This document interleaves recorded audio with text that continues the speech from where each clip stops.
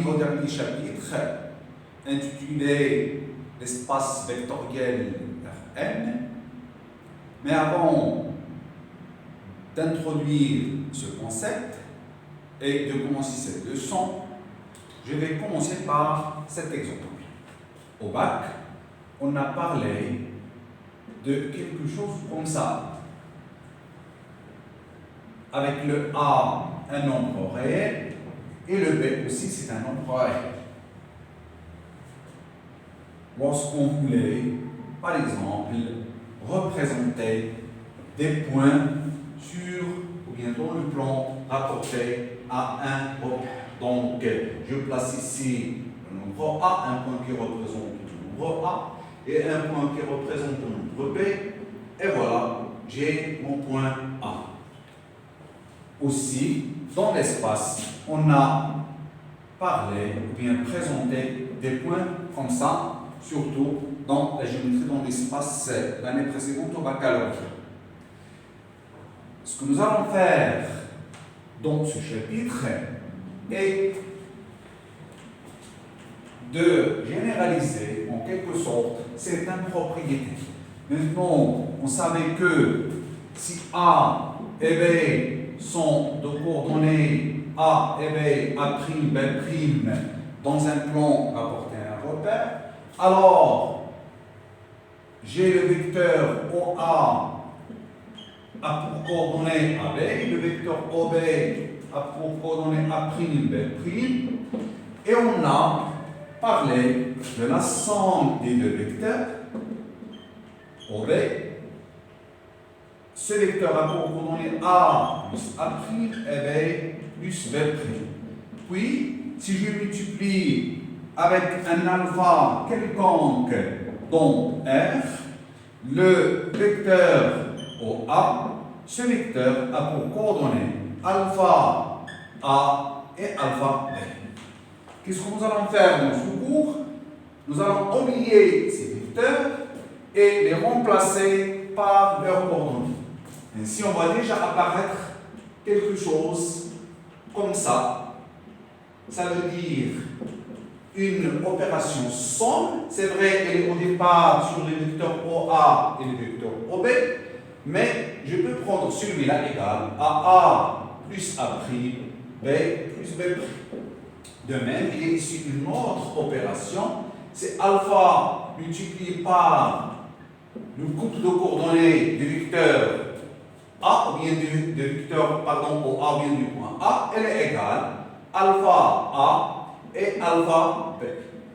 Bien sûr, ce point ici, pour dire que je multiplie le vecteur, au départ par multiplication d'un réel par un vecteur, et il est équivalent à la multiplication de son couple des coordonnées par le A, j'obtiens la suivante. En fait, si je prends celui-là, j'ai déjà dit qu'il appartient à R, celui-là, il appartient à R.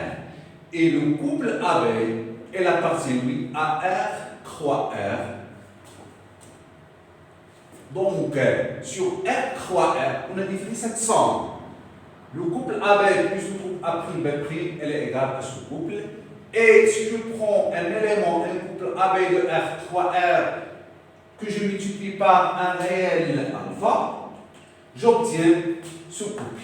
On a défini donc deux opérations, l'une entre les couples, on dit que c'est une opération interne à l'intérieur de cet ensemble, et ça, c'est une multiplication en quelque sorte externe. Je prends un élément, ou bien un nombre qui appartient à R, je le multiplie par un élément de R fois R, c'est comme une opération, c'est une multiplication mais externe à R croix R.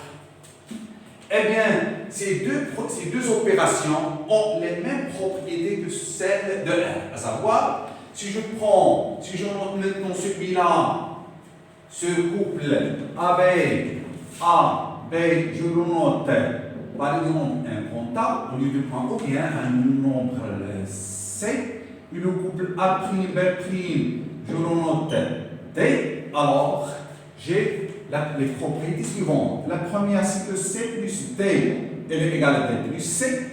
Ça veut dire je peux, si je permets cette opération, bien lors de ces deux couples de R croix R, j'obtiens la même chose. En fait, j'obtiens A' plus A, B' plus B, mais je sais que A' plus A, c'est A plus A', et B' plus B, c'est B plus B. Donc, voilà les propriétés. La seconde, c'est que si je prends maintenant 3, C plus D, et je prends un E qui est égal, par exemple, à A seconde, B seconde. Alors, elle est égale à C plus D plus E.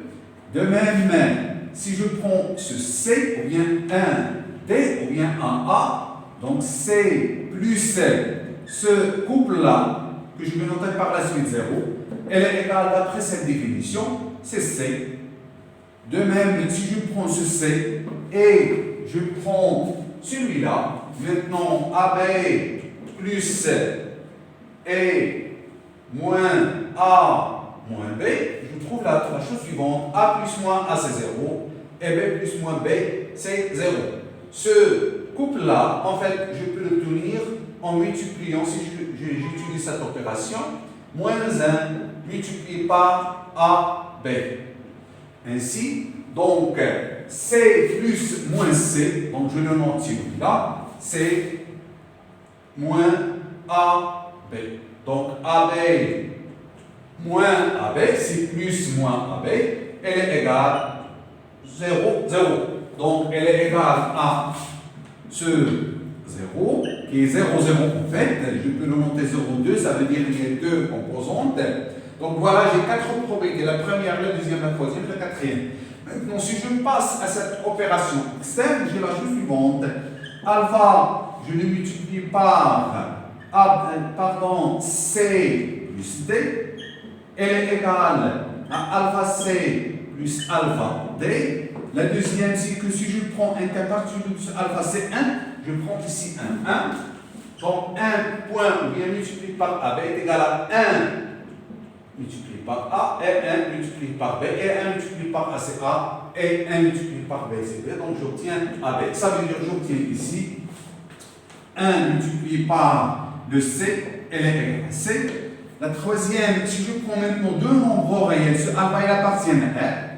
Alpha multiplié par un autre bêta de R, je le multiplie par cette opération par C, j'obtiens alpha C et plus bêta C.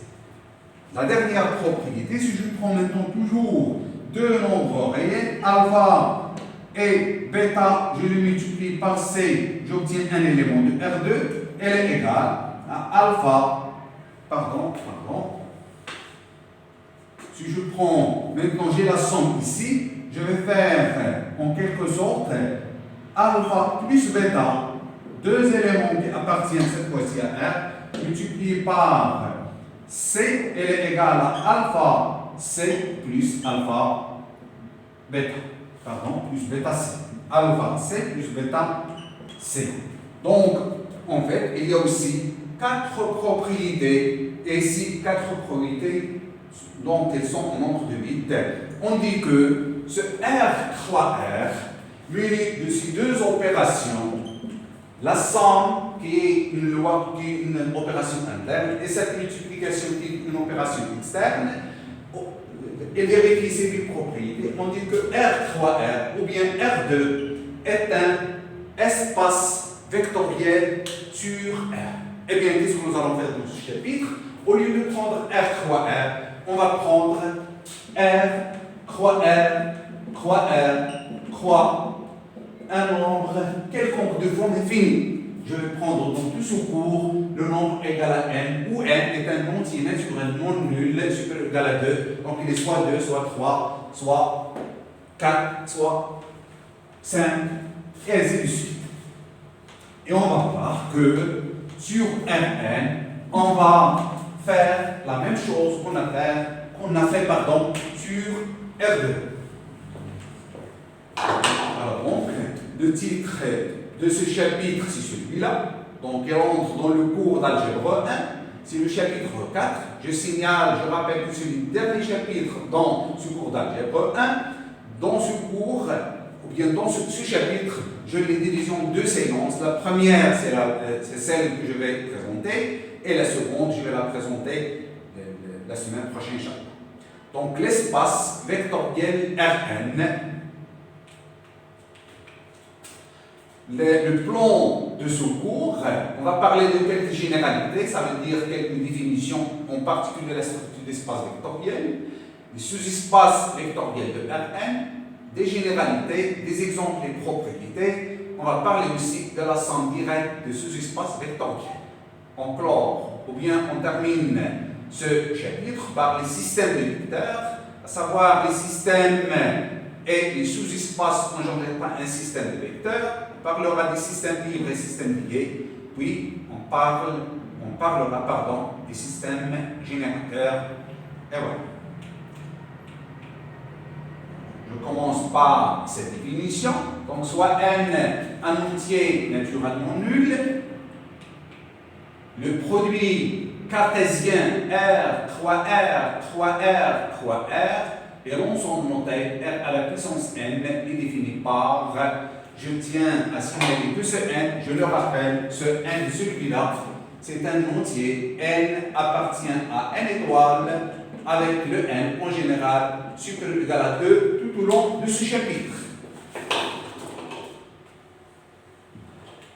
Donc cet ensemble, il est défini par R noté, elle est notée déjà Rn, elle est égale à A1, A2, A3, et ainsi de suite jusqu'à A1. Dans le cas de 2, j'obtiens la chose suivante. Pardon. Donc, pour n égale à 2, j'ai R2 qui est égal à x, y, tel que x appartient à R, y appartient à R. Pour le cas n égale à 1, R1 elle est égale à R. Donc, rarement qu'on travaille avec cet ensemble, c'est pourquoi j'ai dit qu'on va prendre le n, elle est supérieure ou égale à 2 tout au long de ce chapitre, mais on peut prendre dans certains cas le n égale à 1. Donc, c'est sur cet ensemble qu'on va définir les deux opérations précédentes et on va voir ses propriétés ou bien étudier ses propriétés. Donc, notre définition, donc soit n appartenant à n étoile, on définit donc Rn, bien sûr Rn, les deux opérations suivantes. Pour tout A de Rn et B de Rn, donc lorsque je prends A, un élément de Rn, il s'écrit déjà sous cette forme. A1, A2, et ainsi de suite, jusqu'à An. De même, le B, elle est égale à B1, B2, jusqu'à Bn. Dans le cas où n égale à 2, ce sont des couples qu'on appelait déjà les coordonnées, soit d'un point, soit d'un vecteur. Eh bien, je prends A égale, toujours, comme je l'ai déjà dit, A égale A1 jusqu'à AN et B égale B1 jusqu'à Bn. Eh bien, c'est quoi A plus B? Donc, ce n'est qu'une A plus B, j'ai seulement remplacé le A par son expression de B. Elle est égale à A1 plus B1, A1 plus B1, A2 plus B2, A3 plus B3, et ainsi de suite, jusqu'à AN plus BN. C'est comme je sens les coordonnées, comme je l'ai déjà dit. Donc la somme A plus B est appelée la somme de A et B. Maintenant, je vais définir l'autre opération. Je prends un alpha qui appartient à R, elle est là. Et A appartient à Rn avec A égale à A1 jusqu'à AN. Donc, A, pardon, ça marche pas bien.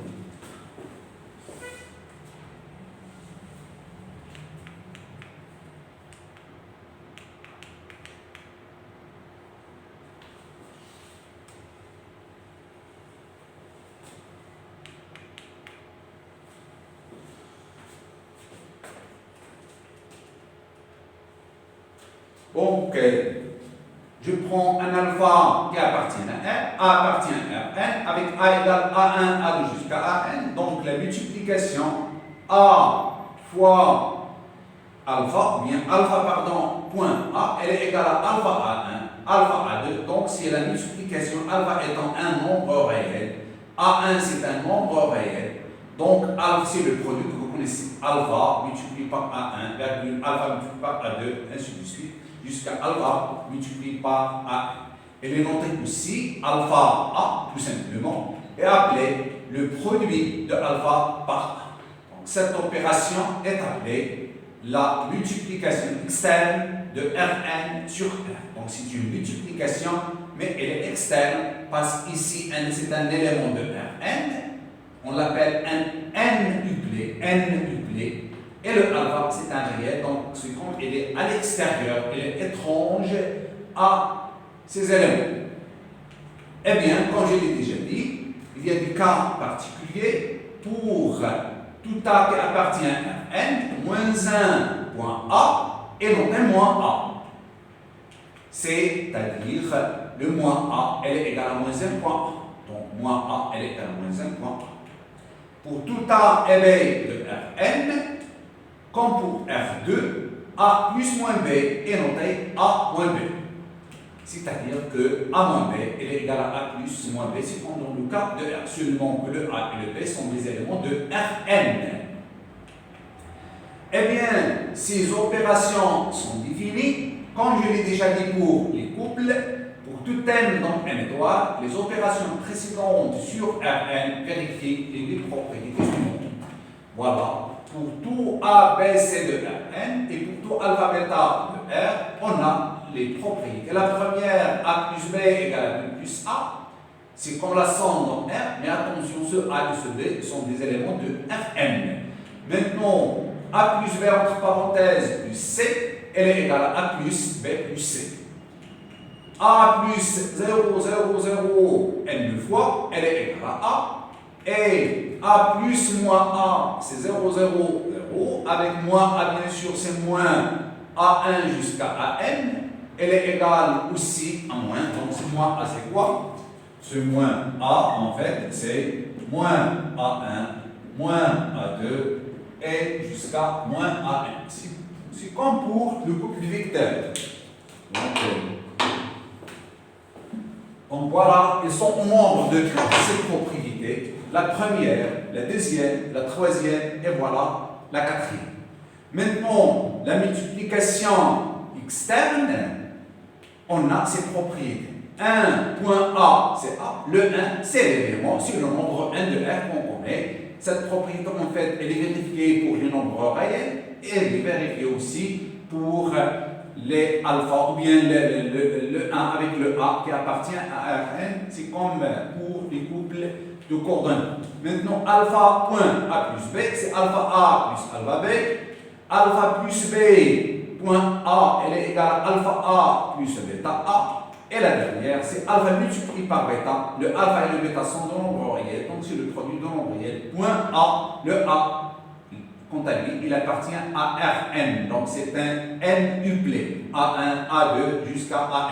Elle est égale aussi à alpha point bêta fois. Celui-là est un n uplé. Pourquoi cette notation? C'est alpha point bêta fois A, c'est bêta A1, si je note A, A1, A2 jusqu'à AN, donc c'est bêta A2 et ainsi de suite jusqu'à bêta AN.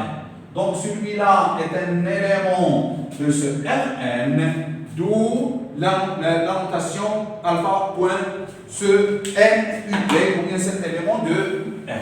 Alors qu'ici, j'ai une multiplication entre deux nombres réels, c'est le produit visuel qu'on et voilà. Maintenant, ces deux opérations, la somme et la multiplication externe, vérifiez les 8 propriétés que j'ai déjà signalées, bien rappelées pour les couples de nombres réels. On dit que Rn, muni de l'addition et de la multiplication externe, est un espace vectoriel sur R, elle est sautée. On dit que Rn de l'addition et de la multiplication externe est ou bien sur R, est un espace vectoriel. Donc, on dit que Rn, muni de l'addition et de la multiplication externe sur R, la multiplication externe sur R, c'est la multiplication que j'ai définie dans la définition précédente. Alpha A1, A2 jusqu'à AN, elle est égale alpha A1, alpha A2, donc alpha AN. Cette opération, nous l'avons appelée une multiplication externe sur R. Donc, cet ensemble Rn muni de l'addition et de cette multiplication est un espace vectoriel et on note Rn est un espace vectoriel. Je vais utiliser cette abréviation espace pour E, vectoriel, V pour vectoriel. Les éléments de R sont appelés des scalaires, ces éléments-là, ce alpha qui est là, ce alpha, on l'appelle un scalaire. Et les éléments de Rn sont appelés des vecteurs de Rn. Je l'ai déjà dit que alpha ou bien AB dans le cas des coordonnées, donc en fait c'est un vecteur, donc ce sont les coordonnées d'un vecteur OA. Dans le programme de l'année précédente. Donc, c'est qu'on a confondu le AB avec le vecteur OA, d'où l'appellation de cet élément de Rn par vecteur. Donc, les éléments de Rn s'appellent des vecteurs. Maintenant, celui-là, 0, 0, 0, 0, n fois, donc c'est un élément de Rn, est appelé le vecteur nul et est noté 0. Elle est notée 0n ou tout simplement 0. Donc, elle est notée 0 indice n pour dire qu'il y a dans ce 0 n composantes ou bien n éléments dont R 0, 0, 0 n fois, on le note 0 n ou tout simplement 0. Donc, je vais utiliser cette notation. Donc, elle ressemble aussi parce qu'on sait que le vecteur nul, déjà, c'est coordonné. Si je suis dans le plan rapporté à un repère, sont 0, 0. Si je prends 0 dans l'espace de dimension 3, j'ai ces coordonnées. Donc, et on l'appelait déjà vecteur nul de l'appellation de celui-là, 0, 0, 0, n fois, vecteur nul. Et voilà, c'est dans cet ensemble que nous allons travailler. Donc, ces éléments sont appelés les vecteurs, les éléments de R, les nombres réels, sont appelés des scalaires. Et voilà. Donc, avec la troisième définition, soit n appartenant à n étoile, et A1, A2 jusqu'à AP, des éléments de Rn. Cette fois-ci, ces éléments sont des éléments de Rn. A, A1, A2, A3, et ainsi de suite jusqu'à AP. Donc, le A1, A2, ça ne veut pas dire que A égale A1, A2 jusqu'à AP. C'est pas vrai, bien parce que ce N et ce P, généralement, ils sont distincts. Et deuxième chose, ce A1 maintenant, ce A, ce A2, ce A3 jusqu'à AP sont aussi des éléments de Rn. Ça veut dire qu'elles sont des N couplés. Par exemple, A1, il sera égal à A1. Je vais prendre un 1 ici, A1, 2, et ainsi de suite jusqu'à A1, N. Ou bien je vais le prendre ici, A1, 1, A1, 2, ou bien je vais appeler ce A1 pour ne pas alourdir les notations, c'est B1, B2 jusqu'à Bn. Donc ce A1, lui, c'est un élément de Rn, de même pour les autres. Voilà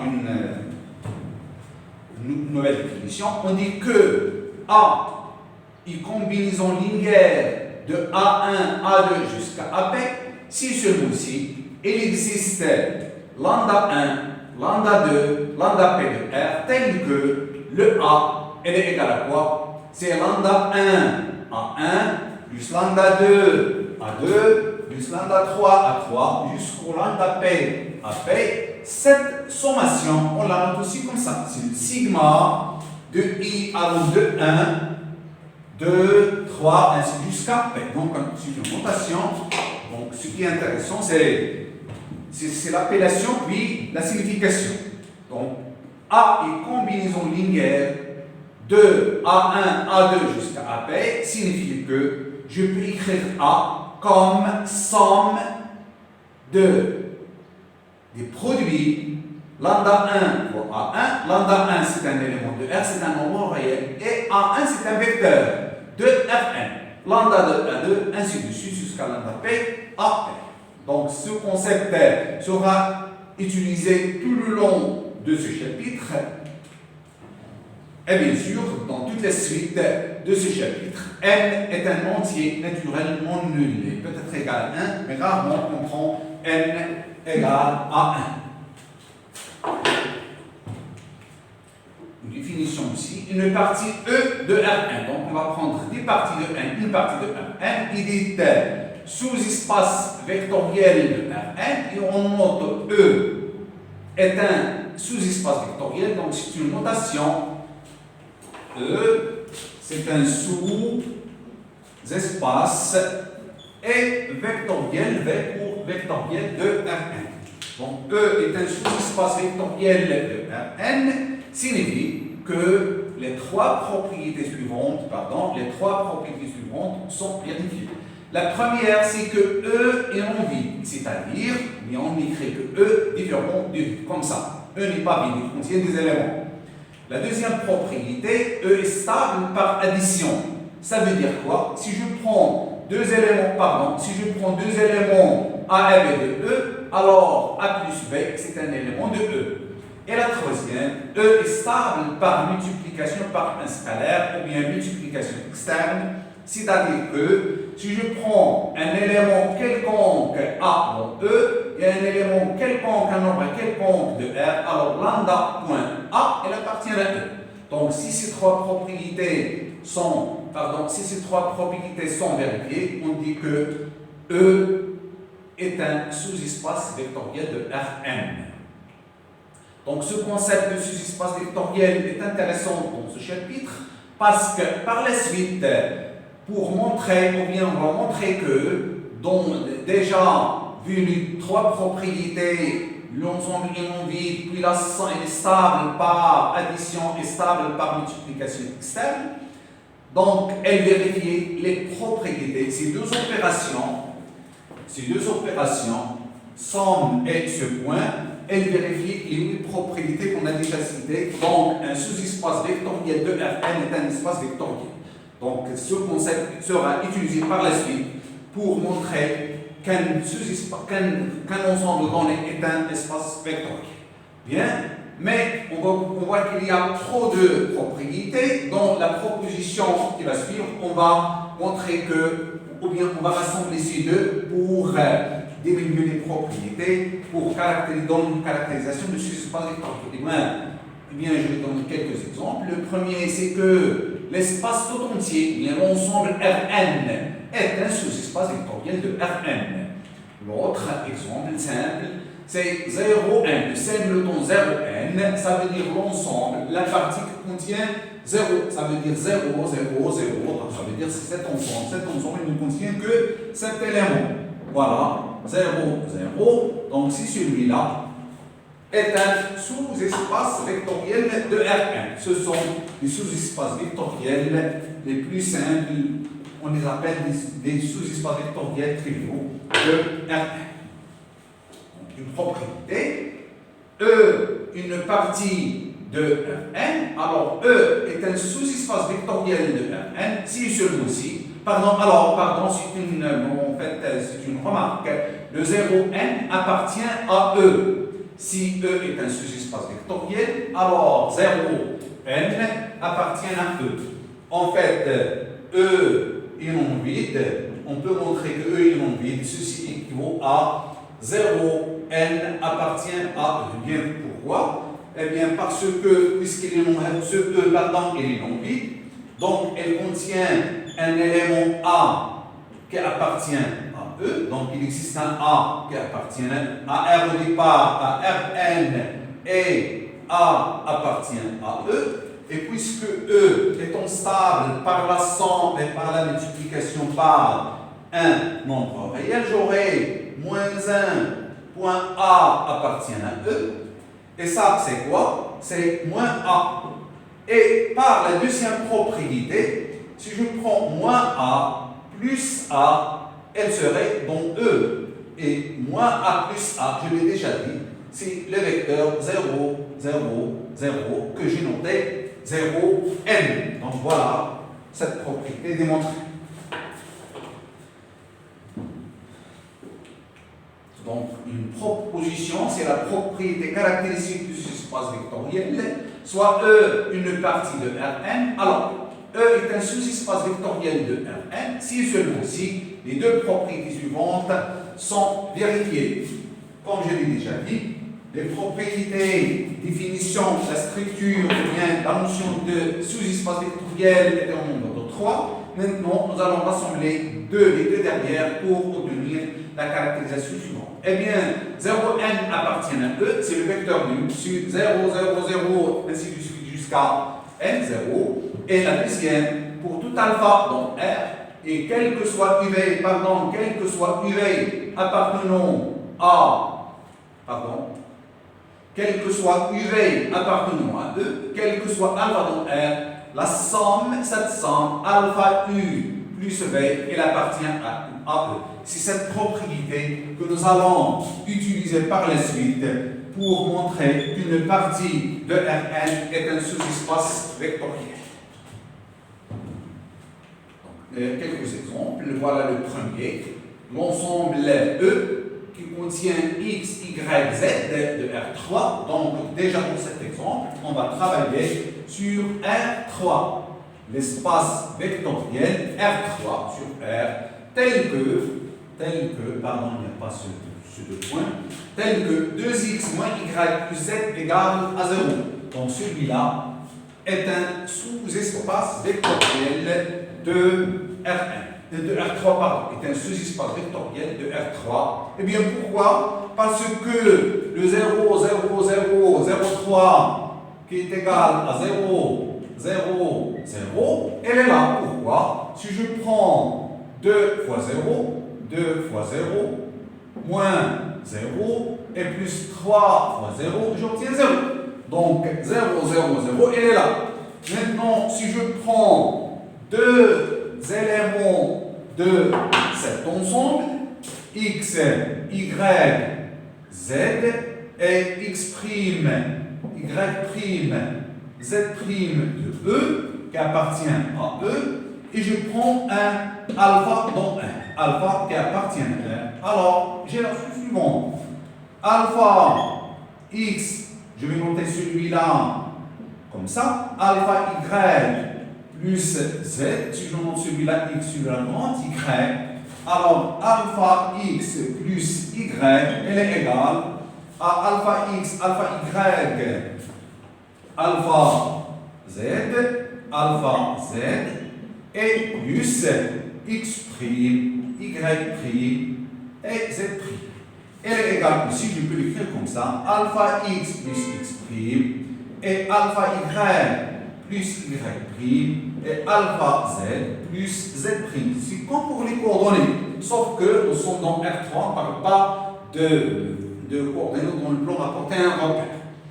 Maintenant, dire que cet élément, d'après cette propriété, passe un ensemble, je vais revenir à la propriété caractéristique, donc une partie est un sous-espace vectoriel de R. Ainsi seulement aussi, la première, le 0,1, le vecteur nul, appartient à cette partie, on l'a déjà montré, et si je prends un alpha quelconque dans R, deux éléments de E quelconque, alpha U plus V, appartiennent à E.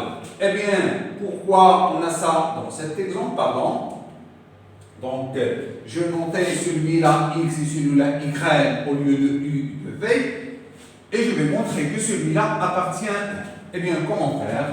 Nous allons utiliser ça. Qu'est-ce que ça veut dire? Celui-là appartient à E. Ça veut dire, si je prends 2, je le multiplie par celui-là, alpha x plus x' et moins y, la deuxième composante, ce y c'est celui-là, donc alpha y moins y' et plus le 3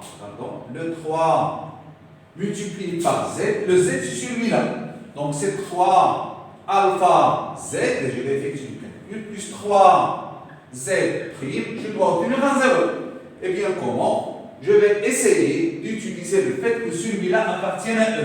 Mais dire que celui-là appartient à E, ça veut dire que 2x moins y plus z égale à 0 et 2x' moins y' plus z' égale à 0. Eh bien, qu'est-ce que je vais faire? Je vais faire apparaître ce terme et ce terme-là. Donc, le 2x, elle est là. Donc, c'est 2 bien alpha fois 2x. Je peux l'écrire comme ça. Ou bien 2 alpha x, c'est la même chose.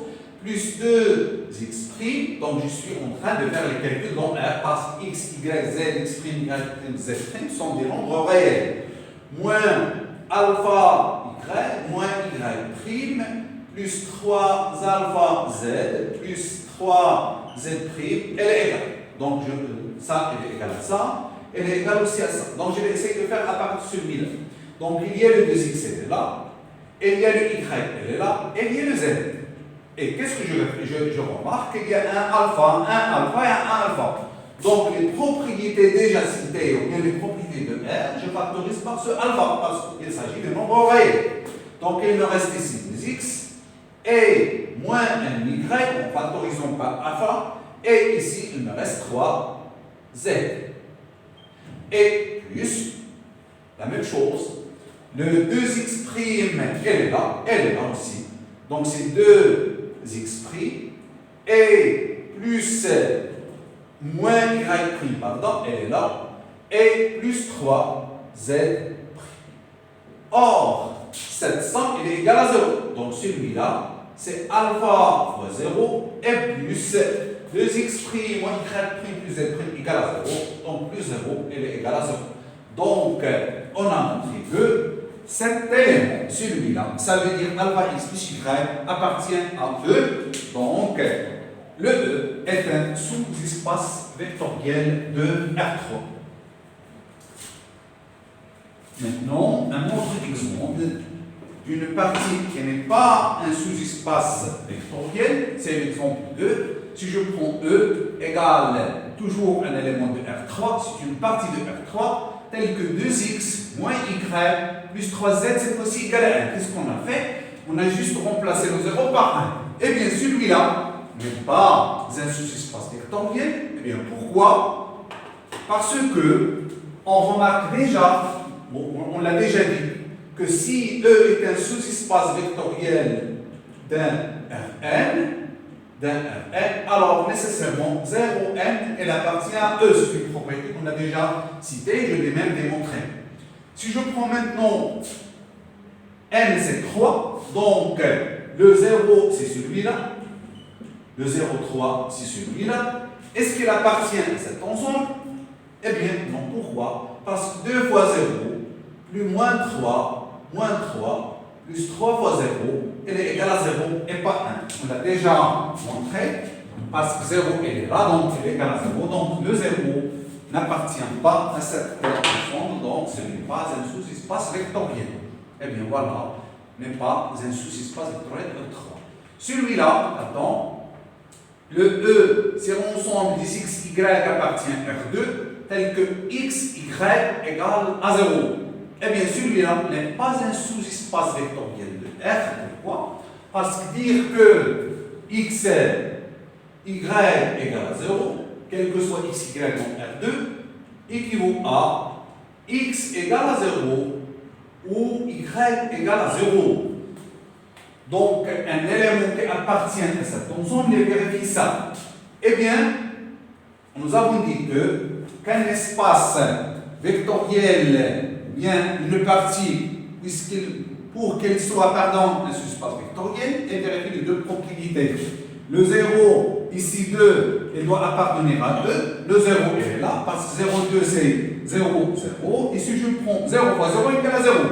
Maintenant, la seconde propriété, c'est que si je prends un alpha quelconque dans R et un élément x, y dans cet ensemble, plus un autre élément x', y' dans cet ensemble, il doit appartenir à cet ensemble.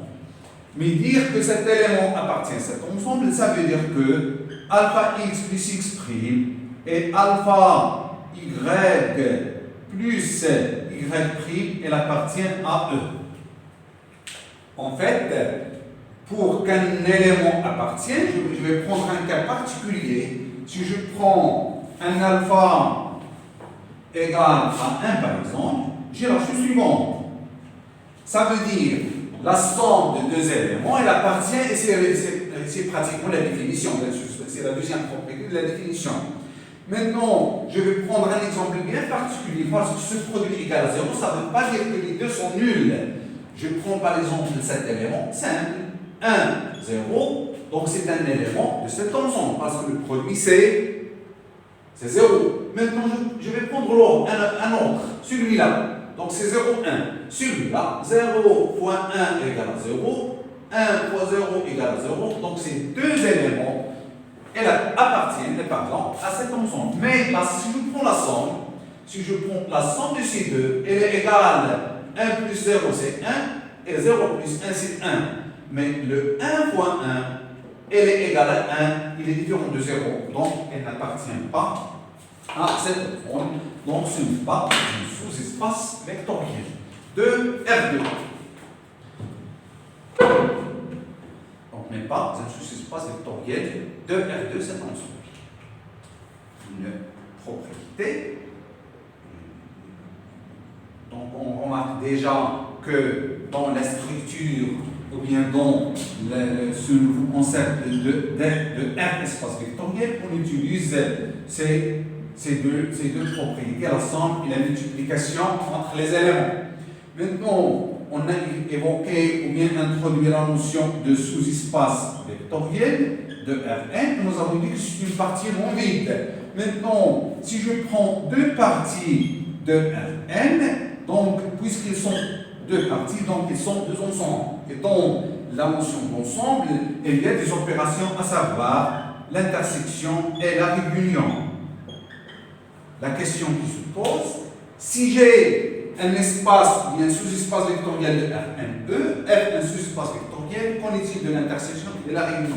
Eh bien, pour l'intersection, on a une propriété. Pour la réunion, vous l'aurez au travail dirigé. Voilà la dernière série. Et voilà, si E et F sont deux sous-espaces vectoriels de Rn, alors E inter F est aussi un sous-espace vectoriel de Rn. Une définition maintenant, donc, soit E et F, deux sous-espaces vectoriels de Rn.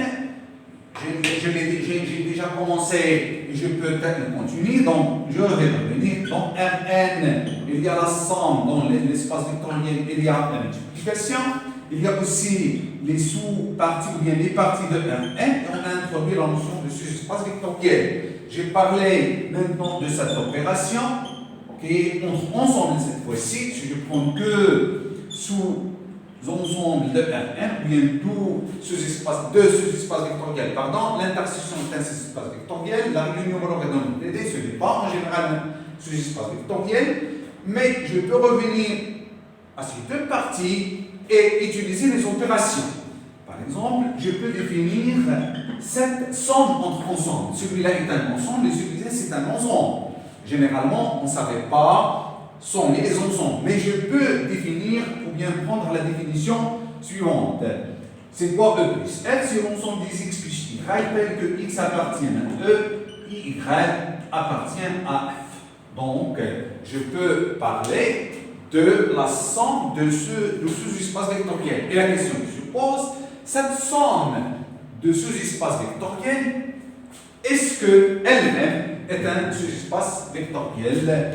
Et voilà, c'est dans ce sens que nous allons commencer de la sorte. Donc, je vais prendre deux sous-espaces vectoriels de Rn. On appelle somme de E et F, ou E plus F, l'ensemble noté E plus F défini par.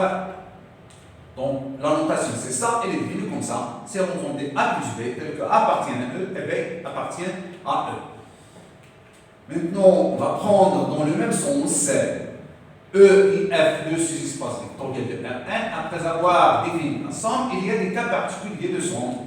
On dit que la somme de E et F, ça et celui-ci, pour tout A appartient à E plus F, il existe d'une façon unique A, E appartient à E. Donc ce E, cet indice E, il est lié à E. Ça veut dire que le premier élément, on va voir qu'elle appartient à E, le second appartient à F. Parce qu'un élément de E plus F, un élément X appartient à E plus F, équivaut à, il existe A appartient à E, il existe un B qui appartient à E, tel que X est égal à A plus B.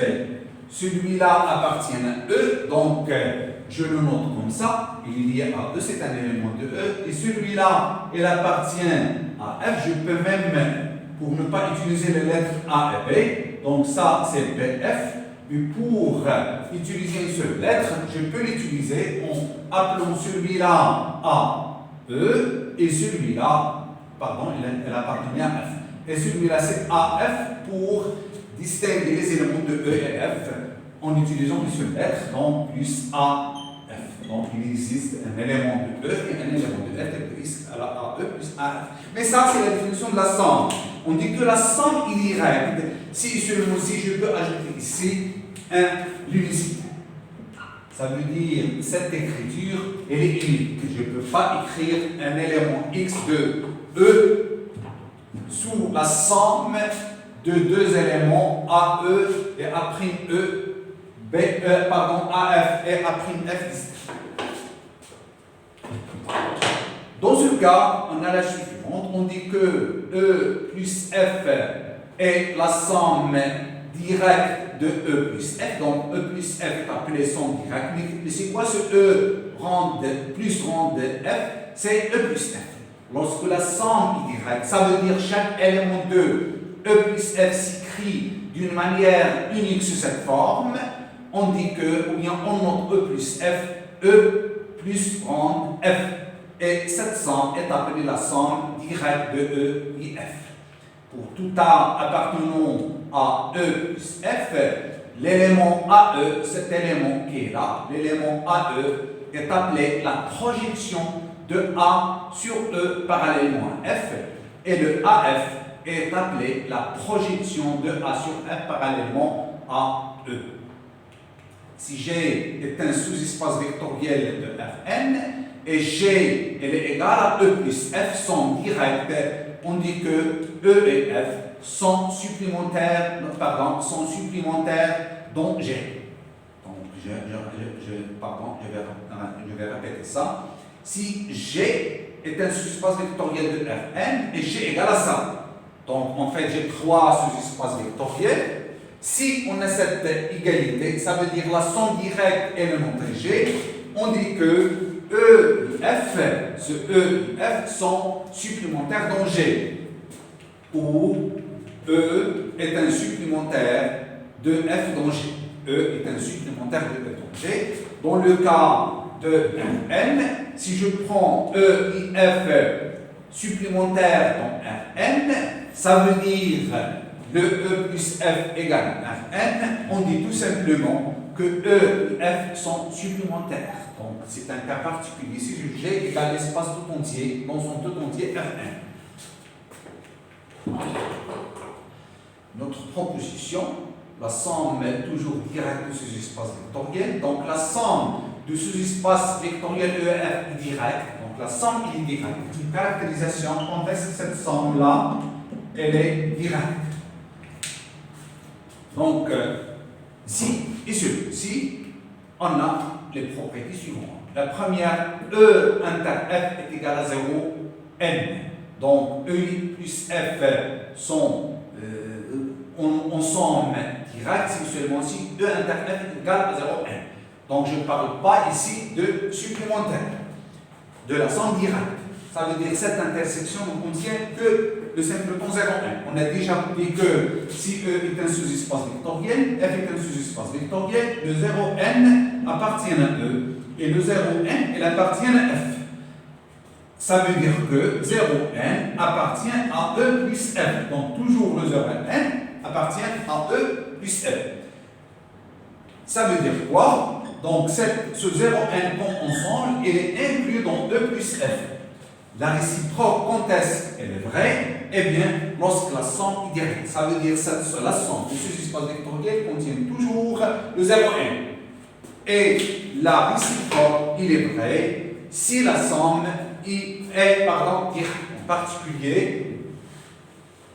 En particulier, la somme ou bien les deux sous-espaces sont supplémentaires. Ça veut dire la somme directe elle est égale à n si seulement si, cette fois-ci, on a deux propriétés. La première, c'est que E plus F elle est égale à Rn, la somme. Et la seconde, puisque cette somme est directe, donc ça vient de la somme elle est égale à Rn. La seconde, la somme étant directe, donc l'intersection elle est égale au sein du temps 0, n.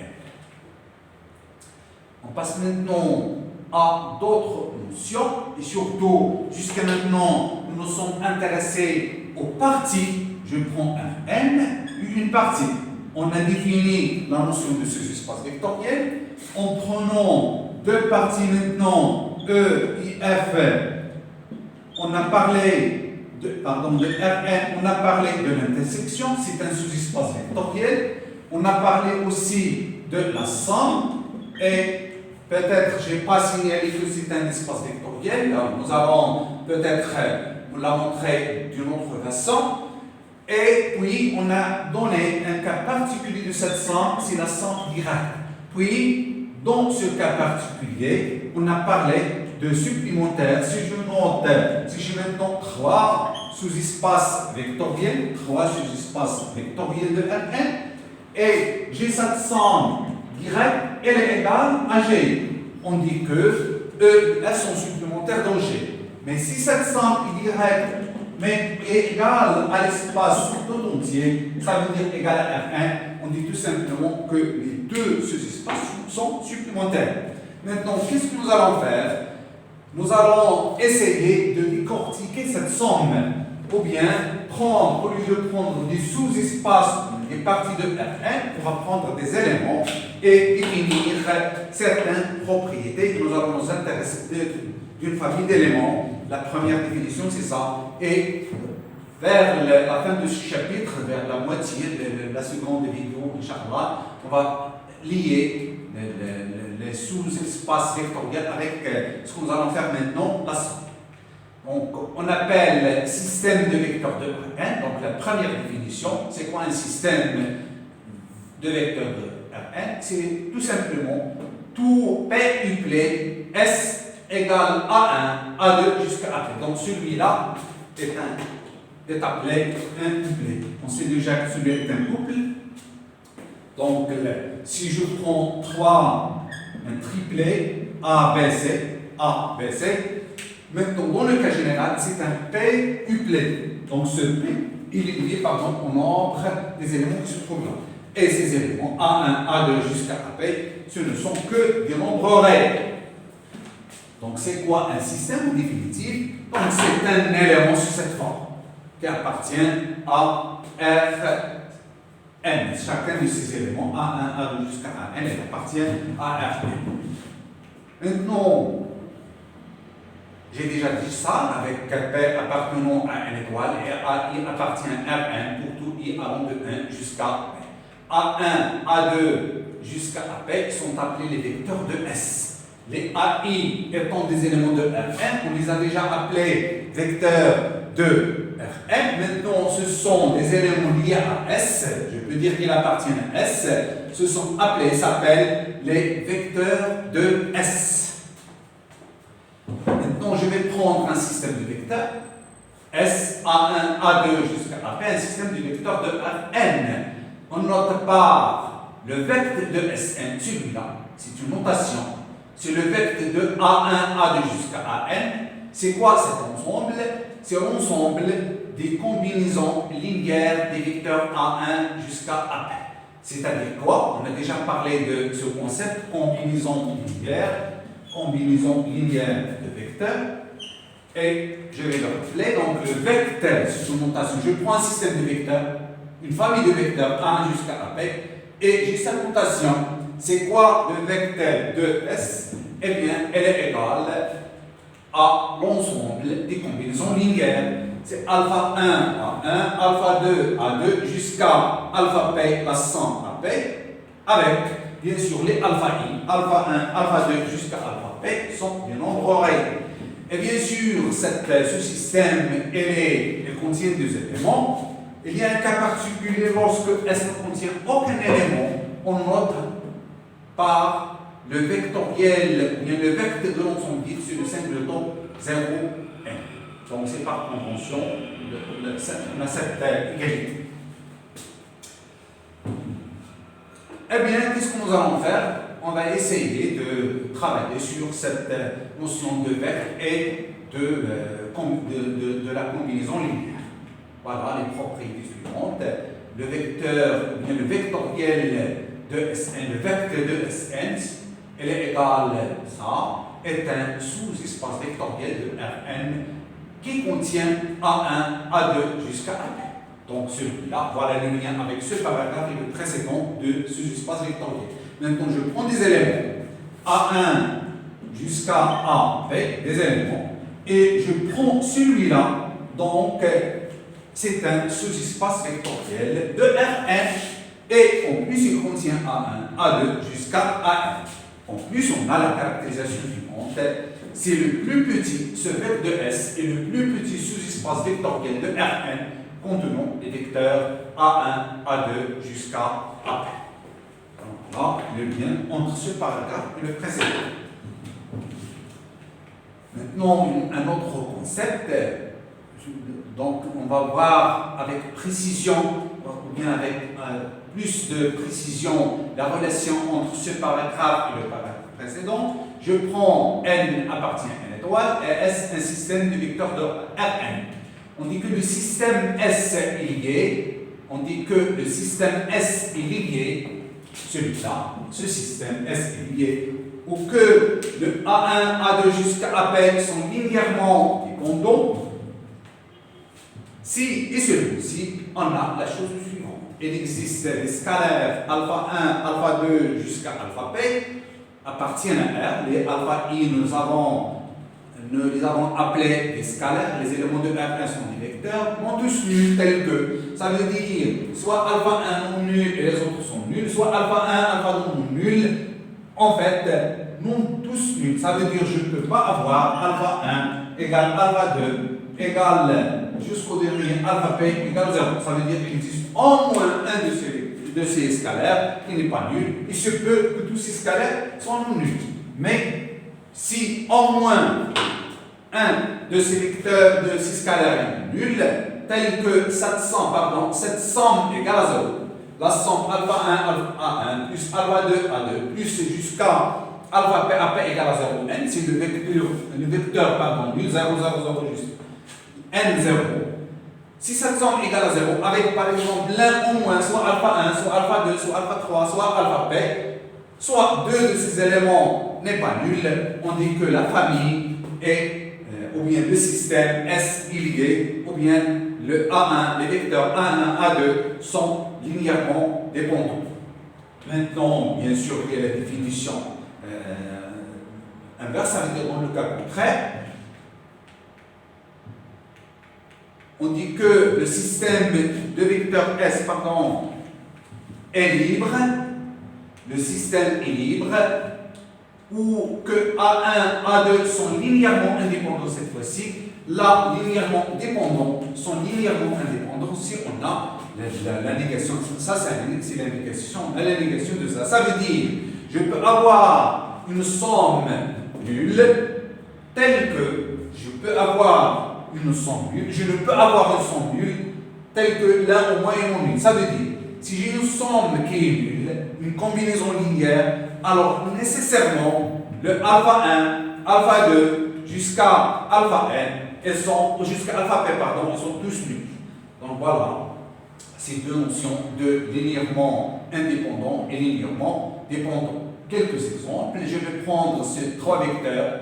A1 c'est moins de 1, A2 c'est 1, 1, A3 c'est 3 moins 1, et je prends S, ce système de vecteurs A1, A2, A3. Alors, celui-là est un système de vecteurs qui vérifient ça, si je prends,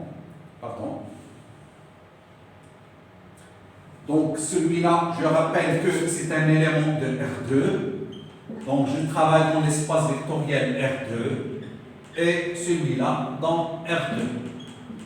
Donc, et je prends S égale A1, A2, A3, ce système. Donc je vais essayer de voir, est-ce que ce système est libre ou bien lié? Comment on procède? Je prends une somme quelconque, la somme quelconque de alpha I, nous les avons montés AI.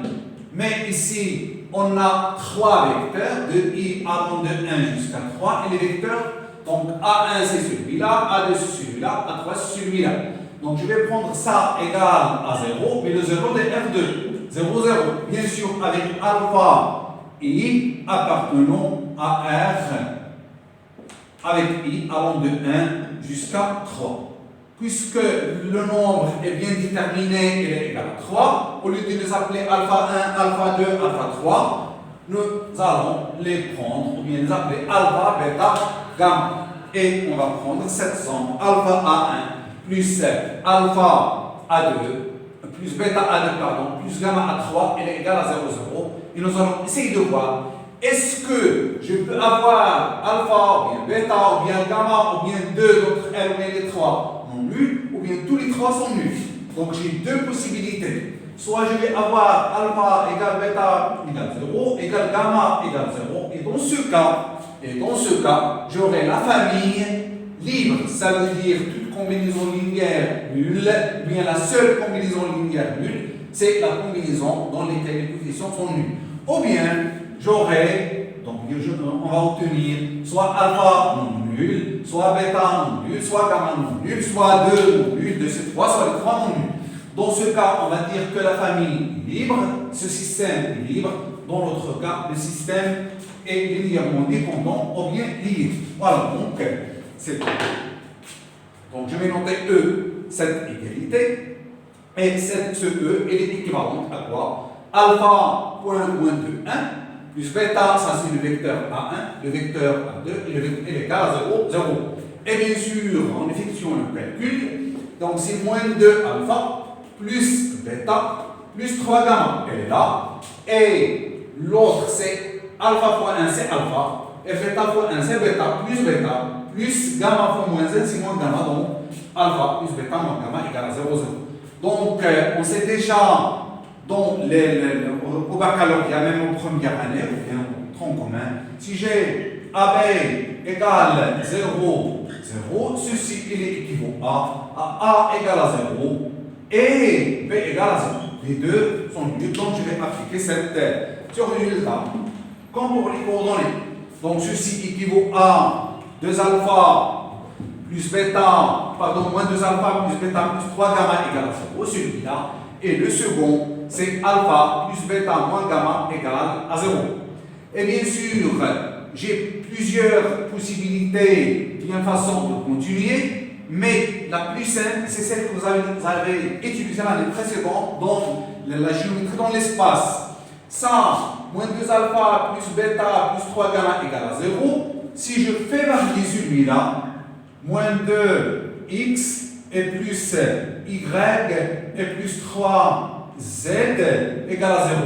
Vous savez, c'est quoi il s'agit de quoi dans l'espace apporté à un repère orthonormé? Eh bien, c'est l'équation d'un plan.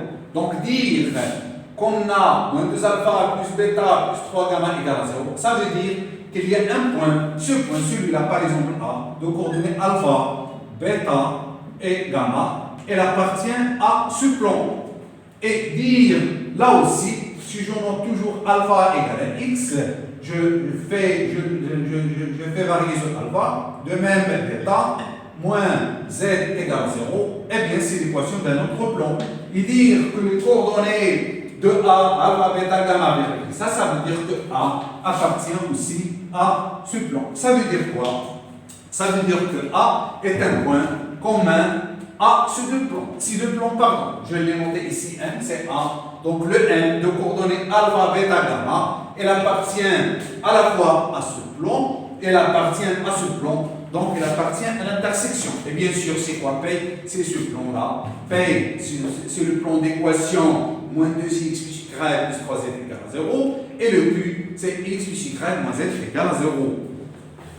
Or, vous savez déjà que deux plombs, l'intersection du deux plombs, vous le savez déjà au baccalauréat, elle est soit une droite, soit un plomb,